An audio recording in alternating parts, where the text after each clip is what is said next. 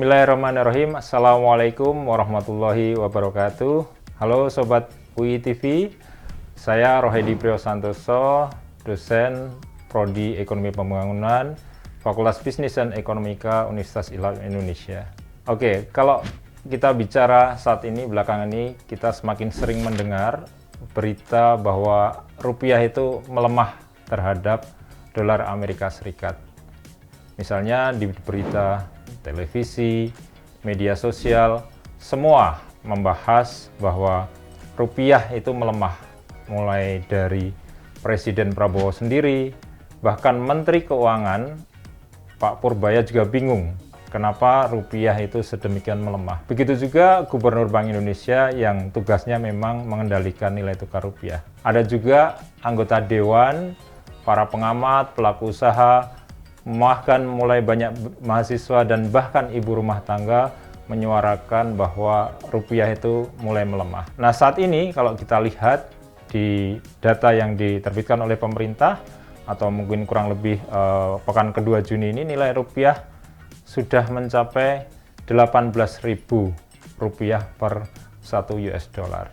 Namun sebenarnya apa sih yang dimaksud dengan rupiah itu melemah? Nah, saya akan berikan penjelasan secara sederhana. Jadi, yang dimaksud dengan pelemahan rupiah itu adalah bahwa saat ini kita butuh lebih banyak rupiah untuk membeli 1 US dollar. Sebagai contoh ya, misalnya jika 1 bulan yang lalu itu 1 dolar Amerika itu kita bisa beli atau kita bisa tukar dengan 17.000 rupiah. Nah, sekarang ini ya, dalam hari-hari terakhir ini kita membutuhkan rupiah yang lebih banyak. Kita butuh 18.000 rupiah untuk bisa ditukar dengan 1 US dollar. Berarti rupiah itu telah melemah. Kalau kita lihat ya, pelemahan rupiah ini terjadi itu sebenarnya disebabkan dari banyak faktor. Misalnya ya, yang pertama mungkin karena memang meningkatnya permintaan dolar untuk kita bisa mengimpor barang-barang dari luar negeri. Mungkin juga Indonesia itu juga harus membayar hutang luar negeri yang sudah jatuh tempo. Nah, faktor lain yang menyebabkan rupiah ini melemah adalah adanya ketidakpastian ekonomi global yang disebabkan oleh perubahan geopolitik yang sangat cepat. Misalnya ada perang antara Iran dengan US dan Israel, itu juga telah mempengaruhi ketidakpastian ekonomi global sehingga juga mengimbas pada pelemahan nilai tukar rupiah. Nah, yang terjadi akhir-akhir ini juga sebenarnya diperparah dengan banyaknya pelarian modal asing dari Indonesia atau capital outflow ya, istilahnya itu adalah capital outflow, di mana kenapa kok para investor itu menarik uang dari Indonesia ke luar negeri? Karena investor global itu mulai tidak percaya dengan bagaimana pemerintah Indonesia itu melakukan tata kelola perekonomiannya. Mungkin yang perlu kita sadari atau mungkin perlu kita pahami adalah bahwa nilai tukar ya, atau kurs ya rupiah terhadap dolar itu sebenarnya bukan hanya sekedar angka-angka saja yang ada di layar pasar keuangan. Banyak yang tidak sadar bahwa pelemahan nilai tukar itu sangat mempengaruhi aktivitas ekonomi sehari-hari atau yang disebut dengan sektor real. Karena apa? Karena ekonomi Indonesia saat ini itu masih banyak ya barang-barang yang kita gunakan tuh berasal dari bahan baku luar negeri, atau kita masih mengimpor bahan baku, kemudian mesin, kemudian juga komponen-komponen produksi lain itu kita datangkan dari luar negeri, maka kita harus membayar dengan dolar. Nah, itu adalah permintaan dolar yang tidak bisa kita hindari karena memang ekonomi kita masih banyak bergantung pada komponen impor. Juga banyak orang itu mengira bahwa pelemahan rupiah itu hanya berdampak pada ekspor dan impor saja, sehingga hanya mempengaruhi eksportir atau importir aja, atau bahkan mungkin hanya mereka yang merupakan pelaku bisnis besar atau perusahaan besar. Padahal kalau kita lebih cermati lagi, kalau kita harus tahu adalah bahwa dampaknya itu dapat dirasakan atau mungkin nanti akan dirasakan atau mungkin sekarang ini sudah berlangsung, itu mulai dirasakan oleh seluruh masyarakat. Ketika rupiah itu mengalami pelemahan atau depresiasi, maka biaya impor menjadi lebih mahal. Kenapa? Karena tadi saya sebutkan di awal, kita harus mengeluarkan rupiah lebih banyak untuk mendapatkan $1 yang sama. Indonesia masih mengimpor berbagai kebutuhan penting, contoh misalnya kebutuhan kita sehari-hari kayak gandum. Kita masih impor banyak, kedelai, bahan bakar tertentu, obat-obatan yang dipakai di rumah sakit, di klinik, kemudian juga bahan baku industri yang ada di pabrik-pabrik, di industri pengolahan di Indonesia, hingga komponen-komponen elektronik yang setiap hari ini kita gunakan, itu semuanya masih diimpor dari luar negeri, yang itu semuanya harus kita datangkan dan kita bayar dengan US dollar. Nah, apa akibatnya? Akibatnya adalah ketika impor itu menjadi mahal, maka mau tidak mau biaya produksi di dalam negeri juga meningkat. Ya.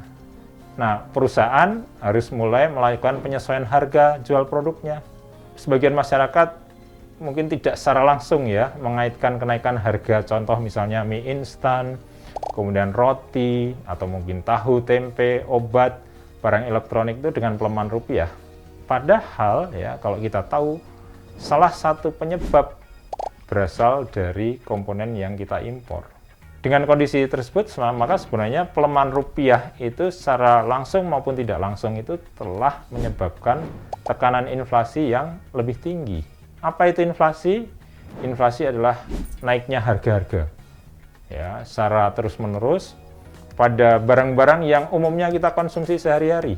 Ya, misalnya tentu setiap hari kita mengkonsumsi bahan pangan, gitu ya. Kita menggunakan pakaian, menggunakan transportasi, butuh bahan bakar, kita mengeluarkan biaya pendidikan, kesehatan dan lain-lain, itu nanti akan terancam untuk lebih mahal ya, atau inflasi terjadi. Kemudian adalah siapa kira-kira nanti yang akan paling terdampak ya. Kenaikan inflasi ini akan berdampak pada mereka, terutama adalah kelompok masyarakat yang paling rentan, itu adalah mereka yang memiliki pendapatan rendah, nanti yang akan merasakan dampak negatif ya dari pelemahan rupiah ini. Nah, kenapa mereka? Ya, kenapa bisa demikian? Dari data oleh pemerintah itu menyebutkan bahwa sebagian besar pendapatan kelompok masyarakat ini sebenarnya digunakan untuk memenuhi kebutuhan sehari-hari. Gitu ya. Jadi ketika harga kebutuhan pangan atau kebutuhan sehari-hari itu meningkat, misalnya menjadi pangan lebih mahal, bahan bakar meningkat, bahkan hari ini kita sudah merasakan dampaknya, misalnya Pertamax itu sudah mulai naik gitu ya. Itu akan menjadi lebih mahal, sehingga apa yang terjadi? Oh, pendapatannya sedikit ya. Kebutuhan yang dikeluarkan lebih banyak, sehingga mereka mungkin sebelumnya masih bisa menyisihkan sedikit uang ya untuk menabung. Nah, sekarang mereka mungkin tidak bisa lagi menabung. Sehingga apa? Sehingga pendapatan yang mereka peroleh itu semakin sempit gitu ya, atau mungkin ruangnya itu semakin kecil ya. Nah, tapi kalau kita lihat sebaliknya pada rumah tangga yang memang sudah kaya atau berpendapatan tinggi, itu biasanya mereka memiliki cadangan keuangan yang lebih baik gitu ya. Oleh karena itu, pelemahan rupiah itu seringkali menjadi tekanan ekonomi yang semakin tinggi ya. Atau mungkin beban dari kelompok masyarakat rentan itu semakin tinggi, dan secara ekonomi kondisi mereka menjadi lebih sulit gitu ya. Dan mereka akan susah untuk bisa memenuhi kebutuhan mereka sehari-hari. Kita akan menggunakan sedikit analogi sederhana ya, agar mudah dipahami bagaimana rupiah melemah itu kemudian nanti menyebabkan kita menjadi susah gitu ya. Jadi ketika rupiah itu mengalami depresiasi atau melemah, berarti biaya impor, bahan-bahan, bahan baku, energi, komponen produksi itu menjadi lebih mahal. Nanti itu semuanya, mahalnya biaya impor itu akan menyebabkan biaya produksi itu meningkat. Ya, jadi kenaikan biaya impor itu akan menaikkan harga jual dari barang dan jasa yang dihasilkan oleh perusahaan. Akibatnya apa tadi? Akibatnya terjadi inflasi atau kenaikan harga-harga secara umum, terutama harga-harga kebutuhan pokok. Selanjutnya, misalnya kalau sebelumnya ya, jadi pendapatan kita sebelumnya 5 juta itu kita relatif cukup ya, relatif cukup untuk bisa memenuhi kebutuhan kita sehari-hari, maka dengan harga-harga yang semakin mahal, maka 5 juta itu sekarang tidak cukup lagi. Ya, atau mungkin sebelumnya 5 juta itu kita masih bisa nabung 250.000 gitu ya. Nah sekarang jangankan bisa nabung, sudah bisa memenuhi kebutuhan sehari-hari saja sudah bagus gitu ya. Nah kalau kita lihat tadi ya bahwa dampak pelemahan rupiah itu ternyata juga menyebabkan masyarakat miskin atau masyarakat tertentu menjadi lebih susah gitu ya. Nah, kita juga ingin tahu sebenarnya bagaimana sih atau mungkin apa saja yang bisa untuk menguatkan rupiah kita gitu ya. Jadi secara ilmu ekonomi, penguatan rupiah itu membutuhkan kerjasama ya dari berbagai pihak ya, dalam hal ini terutama pemerintah ya melalui kebijakannya, yaitu kebijakan fiskal dan juga kebijakan moneter. Nah, kalau kita lihat dari sisi pemerintah, stabilitas ekonomi makro itu harus dijaga melalui pengelolaan fiskal atau mungkin APBN yang sehat. Kemudian juga pemerintah melalui kebijakan stabilisasinya juga harus mengendalikan inflasi.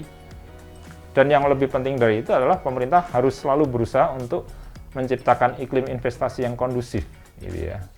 Nah, kalau kita lihat sekarang ini, kita evaluasi sekarang ini, misalnya pemerintah itu sekarang mengeluarkan atau menjalankan kebijakan seperti MBG, makan bersih gratis, kemudian Koperasi Desa Merah Putih, ya, kemudian perumahan rakyat dan sebagainya itu membutuhkan belanja pemerintah yang sangat besar dan itu cenderung boros, ya. Ya, pengeluaran-pengeluaran yang besar dan boros itu nanti bisa menyebabkan defisit ya, dan menimbulkan resiko fiskal yang nanti itu bisa menyebabkan juga akan pelemahan rupiah. Sedangkan dari sisi moneter kita bicara dari Bank Indonesia ya. Jadi kebijakan moneter itu utamanya digunakan untuk menjaga stabilitas nilai tukar rupiah dan juga untuk mengendalikan inflasi yang ada di Indonesia. Nah, untuk itu syarat independensi bank sentral itu sangat penting sekali. Karena apa? Karena dengan independensi bank sentral maka kebijakan yang dihasilkan itu menjadi kredibel. Ya, kalau kebijakan Bank Indonesia itu kredibel, maka kebijakan itu akan dipercaya oleh pelaku pasar dan investor global. Nah, kalau kita lihat dari sektor real, ya, pemerintah juga harus terus memfasilitasi melalui berbagai kebijakan dalam rangka untuk meningkatkan ekspor, ya. Kemudian juga mengembangkan industri yang ada di dalam negeri, dan yang juga sangat penting dalam konteks pelemahan rupiah adalah bagaimana pemerintah harus selalu berupaya untuk mengurangi ketergantungan Indonesia atau sektor usaha terhadap impor. Nah, kebijakan-kebijakan tadi, fiskal maupun moneter tadi, itu dapat memperkuat ya, fundamental ekonomi Indonesia, dan juga nanti kalau fundamental ekonomi Indonesia kuat, maka juga rupiah akan menguat. Ya, jadi kalau semakin kuat kemampuan Indonesia dalam menghasilkan barang dan jasa yang bernilai tinggi, semakin besar pula ya dukungan perekonomian terhadap kestabilan rupiah dalam jangka panjang. Sebagai masyarakat, apa kira-kira yang kita bisa lakukan? Ya, tentu saja masyarakat tidak bisa secara langsung ya bisa mengendalikan nilai tukar rupiah gitu ya. Tapi sebenarnya ada beberapa ya langkah yang mungkin bisa dilakukan oleh masyarakat supaya paling tidak kita itu bisa terlindung ya dari dampak negatif pelemahan rupiah tadi. Yang pertama, tentu saja kita harus meningkatkan literasi keuangan. Kalau literasi keuangan kita bagus, maka kita mampu mengelola pengeluaran dengan lebih bijak. Kemudian yang kedua adalah kita harus memperkuat dana darurat ya. Jadi kita harus siapkan dana darurat melalui tabungan gitu ya, atau mungkin simpanan kita, sehingga kita lebih siap ya seandainya nanti harga itu naik ya secara tidak terduga ya. Nah, dana darurat akan membantu untuk itu. Kemudian yang ketiga, masyarakat juga bisa meningkatkan keterampilan atau produktivitas ya, agar pendapatan mereka juga tumbuh lebih cepat gitu ya, sehingga dia bisa mengimbangi ya kenaikan inflasi atau biaya hidup gitu. Nah, yang keempat adalah kita bisa lakukan ya, kita lebih mengutamakan penggunaan produk-produk dalam negeri yang berkualitas ya. Karena apa? Karena kita kalau mendukung produk domestik, maka kita sebenarnya sedang membantu perekonomian nasional dan juga mengurangi ketergantungan pada barang-barang impor luar negeri. Jadi dari semua itu yang terpenting adalah bagaimana kita bisa membangun ya resiliensi atau ketahanan ekonomi rumah tangga melalui perencanaan keuangan yang baik dan disiplin.